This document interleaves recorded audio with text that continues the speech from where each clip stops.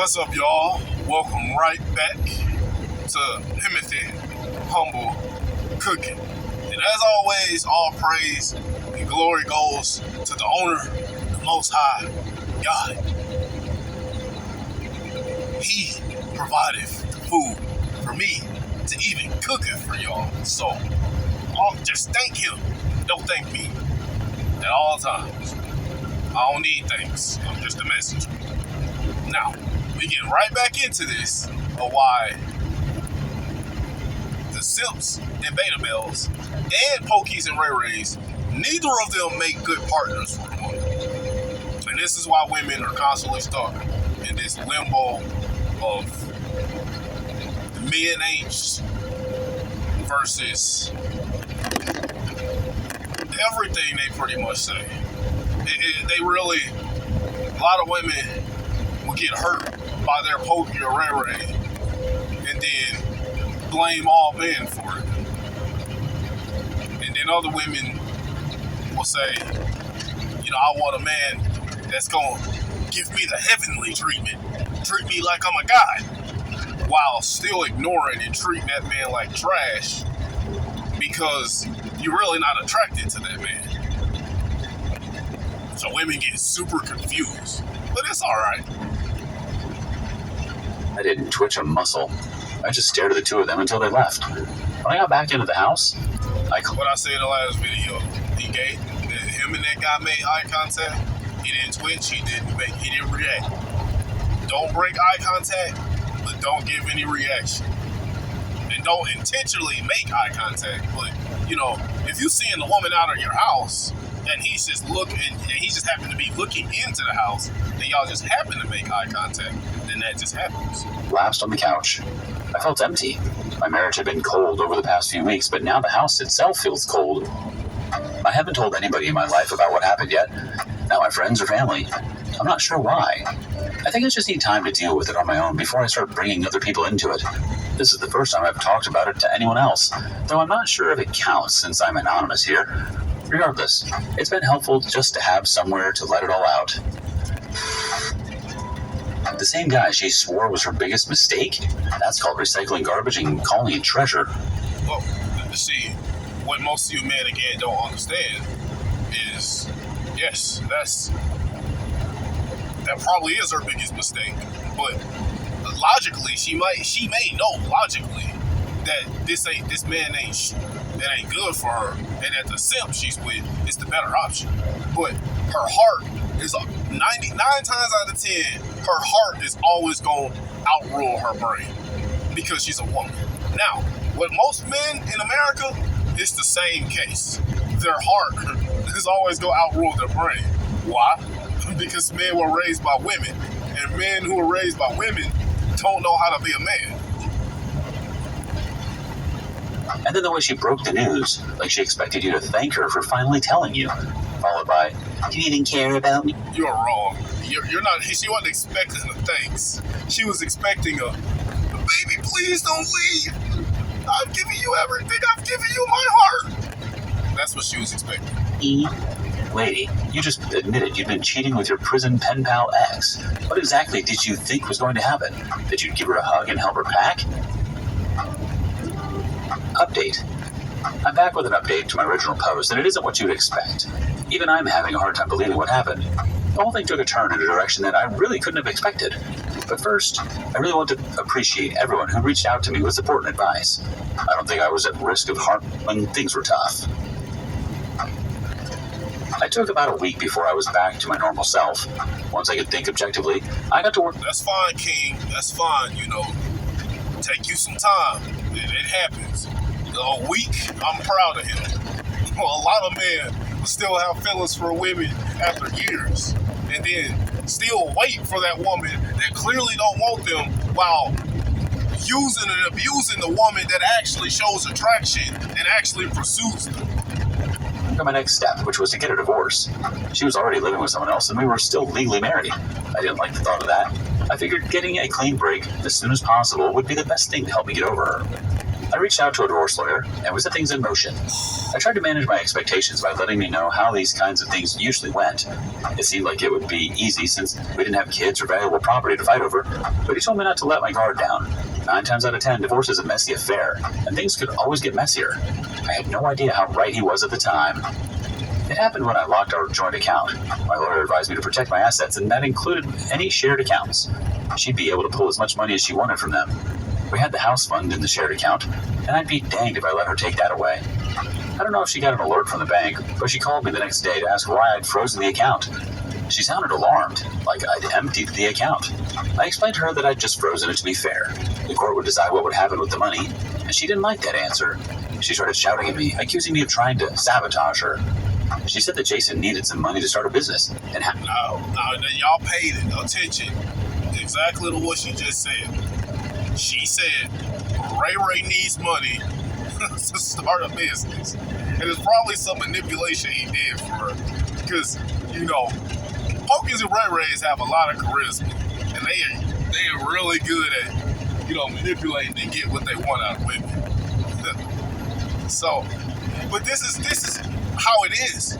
This is why simping and tricking for a woman trying to buy or earn her love is stupid as a man. Because if the woman heart is there for you, if you're the one she desires, if you're her first option, it don't matter what you have. You could just be getting out of jail, and not only would she leave her man with money for you, but then she'll try to go tell that man that don't close the joint account because I gotta get the man I left you with, but I gotta get Ray some money. That's what women will be doing, bro. Women be sipping literally for the man that they want. And this is why I say I'm only gonna deal with a God-fearing, virtuous, feminine woman. Now this woman in this story ain't that. But all women are the same in a sense that they're going to simp and chase the man that they want. So why would I deal with a woman that makes me go through BS when I know there's women out there that are gonna show me how much they want? Now I ain't gonna manipulate them out of a bunch of money, but if she spent a bunch of money on me without me asking, that's one thing. Like, oh, thanks, love. half of the money in the account was hers. So he wasn't just a changed man, now he was an entrepreneur too. Jason certainly sounded like a pillar of the community. Now watch her audacity and lack of accountability. I reminded her that I deposited most of the money into that account, saying, right there. Because she said half of that money is hers. Well, technically, thanks to the divorce court, oftentimes it is. But she didn't deposit half of it. She just said half of it because she knows that she's a woman and she can take full advantage of the divorce system. Well, news alert, some states, I don't know which ones, because I don't do a lot of research on marriage, because I don't plan on getting married in this country, but some states have a no-fault divorces. So if you cheat and the guy can prove you cheated, then you're going to get less. She was entitled to half the money was a reach, and none of that mattered because the court would decide what happened to it. Once that... Now, by the lack of accountability is like, you treated this man like trash, you lied to him, you cheated on him, you used him as a backup option, and at no point in time, at least you could have realized, like, at some point, like, I mean, maybe y'all really ain't shit. So, let me at least be grateful for whatever the court gives us for this money. No, her entitlement and her non-accountability is at peak. Happened, she and her criminal boyfriend could use her part of the money to do whatever they wanted. I've been counting on an even split. I talked to my lawyer about it many times, and he'd assured me that was how it usually went. Yep. But when the divorce was finalized, I was given a larger portion of the savings, about 60%. It felt fair to me since I was the one who paid more into the account. There was also the fact that she cheated on me, but my wife had been expecting something different. That 10% seemed to be the tipping point for her. We'd put aside a significant amount of money on our way to saving up for a house, so it wasn't like her 40% was something to sneeze at. It was all still a lot of money, and it was even more than she'd contributed to the account. Exactly. So at this point, the woman showed that she ain't she a liar, she a cheater, she a manipulator, narcissist. She's very toxic. And at this point, she could have realized, but women don't think like this. But she could have. Well, some women do. Because I've listened to stories of women who cheated and destroyed their marriages. And then in the Reddit story, the whole time is them talking down on themselves and be like, oh, I messed up such a great thing. I'm a horrible person. And I've heard of stories of women leaving and cheating on men, and they'll take some accountability, like, I don't even want all his money because of how I did him and I destroyed all this. Some women will actually take that accountability. But most of them won't. Most of them, she don't care that she wasn't worth that she was a liar and cheater. She want 50-50, even though she probably only put in about 20% into the fund and got 40 out. So she really got more than she put in. But nope, women's entitlement in this country is on another level. Not all of them, but most of them. If anything, she was coming out ahead here, but she refused to let it go. Yeah. She started calling me nonstop. I answered the first few times, but all she did was curse at me and demanded her fair share of the house fund. I told her that she'd already gotten more than her fair share from the court. This is where he tripping now. Why you keep answering her calls? Bro, her number would have been blocked in my phone. And she wasn't going to get a penny more from me. Naturally, she wasn't happy to hear that. When the calls started getting more aggressive, I stopped picking them up, and that's when she started calling me from other numbers. I guess she was using her friend's number to call me too. Once I realized who it was, hang up immediately and block. But I'm at a point in my life where I don't answer phone calls that are saved in my phone already. Or maybe she was using throwaway phone numbers, though I don't know how she could have gotten her hands on so many. I just blocked them all and started screening calls from unknown numbers. One day, when one of her calls slipped through, I told her that I would call the police and report her for harassment if she kept it up. The call stopped, but the things escalated in another way instead. It happened when I went out to celebrate a friend's birthday. It ran late into the night, and we all had a few drinks. I wasn't drunk, but I also wasn't in any condition to drive, so I grabbed a ride home, along with 3 of my friends. When they dropped me off at home, I noticed my door was slightly open. I froze immediately. It was a shocking enough sight that I sobered up instantly. I knew for a fact that I'd locked the door before I went in. My friends noticed me staring at the front door, and they came down to check on me. I told them what I'd noticed, and let them know that I was sure someone had broken into my house. After a closer look at the door, we noticed scratches and splintering in the door frame. Someone had jammed the door open. I called the police immediately. We were all worried that the person might still be inside, so we waited outside for the police to come. They got there in about 10 minutes. By then, we were pretty sure that no one was actually inside, but we still decided to wait outside. When the cops showed up, they did a sweep of the house. No one was inside. They asked me to go through the house to check if anything was missing. I took a good look around, and nothing really seemed to be out of place. The valuables were still there, and nothing had been turned over or thrown out of place. If not for the front door, I probably wouldn't have even known someone broke into the house. For a second, I wondered if it was just some stupid teenagers breaking into a place for fun. Then I remembered my safe. I kept a safe in the room I used as my home office. It was a medium-sized safe that had to be carried by 2 people, or one person who was really putting his back into it, and it was missing. Everything else was still in my office, but the safe had been taken.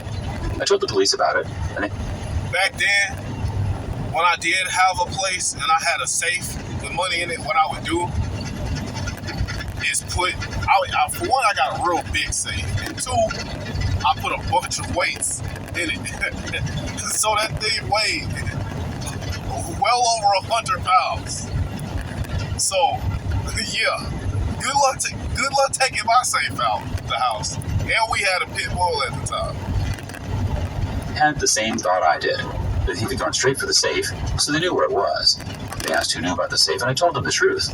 Only my ex-wife knew where it was, and what I kept in it. They started taking a report, asking me for details about her. I told them everything, including the divorce and the drama around those house funds. I also told them about her new boyfriend. I had a strong suspicion that she'd told Jason about the safe, and they decided to steal it to make up for the money. That she told Ray Ray about the safe. Honey, I owed them.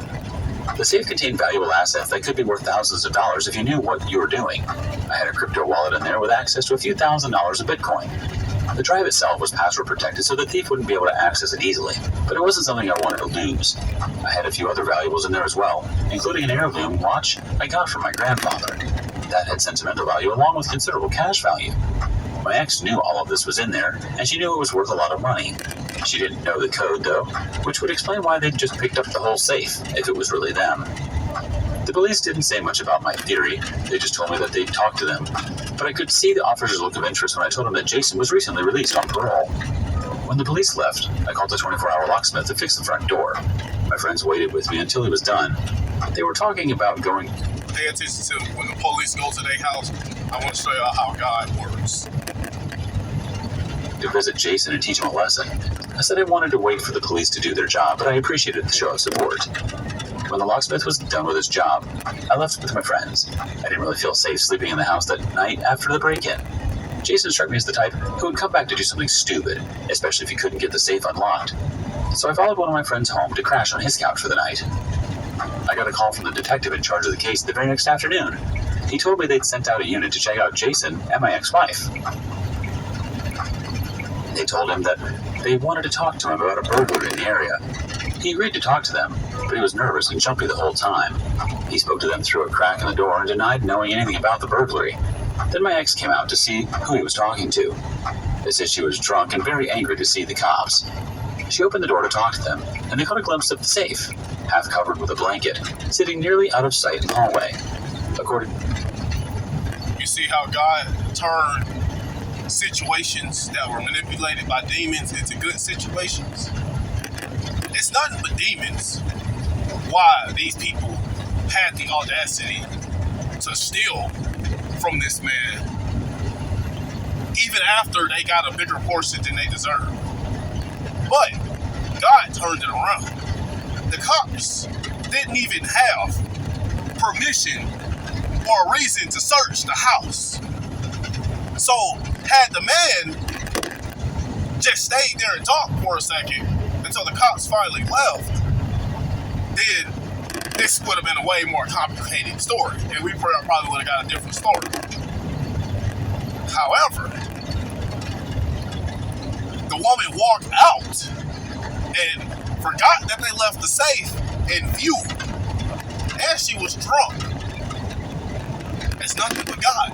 God gave the cops the ability to be able to search that house and get that safe and give the woman and Ray Ray the karma they really deserve. And this is the reason why I say, yes, Ray Ray is more masculine than your typical beta male and simp. At least when it comes to dealing with women and having charisma. But they're still not masculine, because a masculine or even semi-masculine man at this point would have told this woman, like, bro, we got more money out of the divorce than you even put in. Shut up about this safe and all this extra money and be grateful. I'm not about to go do something stupid and then and I'm out on parole. I'm not gonna go do something stupid and get myself put back in jail. But because Ray Rays and Pookies are still not masculine and they still kind of go off of their feelings and their egos, he made a stupid decision, and now it's about to cost both of them. To the officer, that was all he needed. When they already had money. He needed to be able to legally enter the house and seize it as evidence. The safe was covered with scratches around the door and the keypad, where they had failed to pry it open. They gave some lame excuse about how they'd found it on the side of the road, and they were planning to return it later. They were both arrested on the spot. Jason was arrested for burglary and possession of a stolen property. My ex was taken in as well, but only for question. The reason, well, for one, I'm always going to talk about God, but if I see situations like that, what happens is, a lot of these times when we go through stuff, it's not necessarily, sometimes God may put us through a trial or tribulation. A lot of times he just let us go through it and let us learn the hard way. But a lot of times it be demons, because there's spiritual war going on all around us. If it wasn't for God and the angels, we'd all be consumed. But that's not all to say. Some of us would be dead. Some of us would have given in to the dark side, like I almost did when I was a kid growing up. But God looked out for me and put me in my grandparents' life, real humble, God-fearing good people, and it rubbed off on me. that was nothing but God. But what I'm saying is, demons orchestrate or use their people to do something malicious like these two people did, and God will always find a way to turn it around. Whether that's someone getting karma for something they did, or that's, one of the people that's really trying to follow God and do everything they can, and then they get cheated out of life or something happens. God is always going to be with them. Following God ain't always going to promise you the best life on earth. I understand that. It ain't going to stop me from trying my best to follow him. But yeah, I wanted y'all to understand that. Everyone who out here living, getting fast money, doing illegal stuff, being arrogant, being a-holes, treating people like trash, being a-holes on the road, getting in front of trucks and slowing down to slow them down, all those people that's doing stuff like that, karma is on its way. Trust me. And yes, I believe in karma. I believe God made karma. She wasn't being charged just yet, but the detective told me that it might change. Her story was inconsistent, and she was defending Jason's possession of stolen property. They said it was only a matter of time before they could prove she was involved. I was brought down to the station to confirm the safe was mine. It was a formality. Everyone involved knew it was mine. I still had the receipt. Sure enough, I opened it in one try, and all my valuables, my drives, documents, heirloom watch, and emergency cash were still in there. The police asked if I wanted to press charges. Eventually, they charged my ex, too. Once Jason realized the trouble he was in for violating his parole, he became extremely cooperative. You wanna know what's funny? She is so in love with Jason that she fought and lied for this man. But because he's your typical Ray, he realized once he violated parole and was finna go back to jail, he started to cooperate and snitch. Like, bruh, she did all this for the man to turn on her at the end. He admitted to the detectives that it was her idea. They wanted to get back at me for cheating them out of 10% of her money. She brought up my safe and how much the contents were worth. She'd given him the code, and he broke in to empty it out. Unfortunately for them, I changed the code shortly after she moved out, so he couldn't get in. When they realized they couldn't open it, they both went into the house to steal the entire safe and put it in his car. A couple of criminal masterminds. She was charged with aiding and abetting in possession of stolen property. They haven't been convicted just yet, but the case is moving forward. They're both facing felony charges, and my lawyer has told me that they're both facing significant jail time. Jason's prior offenses mean... It's what happens when you lack God in your life. You are much more easier and susceptible to be... Go ahead. Oh, he gonna be nice and let me over. That's nice of him. God bless that person. I just love it when regular vehicles are so nice that they let trucks over. And I was gonna let them drive too. But this is like, these people are very far from God. Yeah, they may read the Bible verse today or so. They may go to church. But like, here's the thing with the woman. One of the biggest outliers of how you know she's far from God is even after getting more money than she deserved. Like your typical American woman that wants to be a God rather than follow God, she's not satisfied. Even after getting all that money and the man she wanted, she still wasn't satisfied. And she pretty much threw her own life away. I ain't gonna say she threw her whole life away. Like, it said they're looking at significant time, but the woman should probably go get like a couple of years for this. Not anything serious, but she's still gonna face real karma and judgment for what she did. But another thing is, the further away you are from the Word of God, the further away you are from God, the easier it is to get manipulated by demons. Because it don't matter who the human is.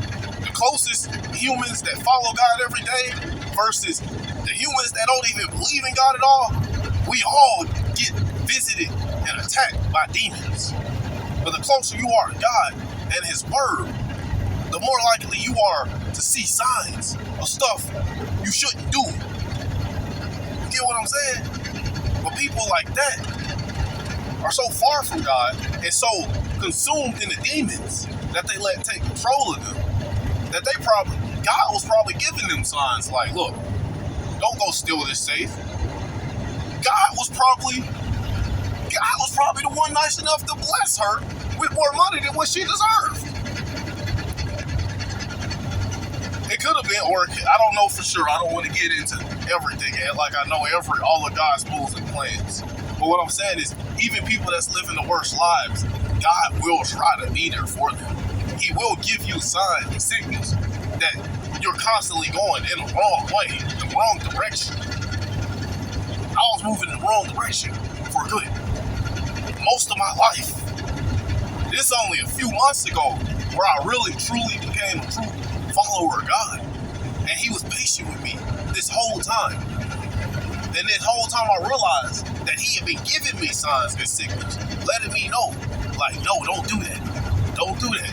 You're going the wrong direction. You're doing something you shouldn't be doing. And He was patient. But, I always still believed in Him. I just didn't put Him first. And, I was also blessed with discernment and ability to learn from my mistakes, not even just with women, but eventually with certain stuff that I used to do and love doing that I realized it's not in the Bible, something I shouldn't be doing. And again, I'm not perfect at all. I still sin and make mistakes. But there's a difference from struggling with sin and, having weak moments than actively living in sin and doing malicious things like robbing people, stealing, being a-holes to people for no reason, being arrogant. Y'all need to get into the Bible. Alright, I'm done with this story now. Y'all have a blessed day. He's going to get the worst of it. Oh shoot. I unpaused this video when I'm supposed to be pressing this square. You know what? Let me say something else. Look, I'm telling you, y'all really need to get into this Bible and this Word. There's a spiritual war going on around us every day, constantly. Everything we interact with, all the clothes we wear, every item we have is either claimed by angels or claimed by demons. Like, y'all really need to do some research and look into it. I've gotten rid of so much of my stuff, and I still got a lot of stuff I gotta get rid of when I get back home. But yeah. Alright, now I'm finna press the right phone now. Y'all have a blessed day.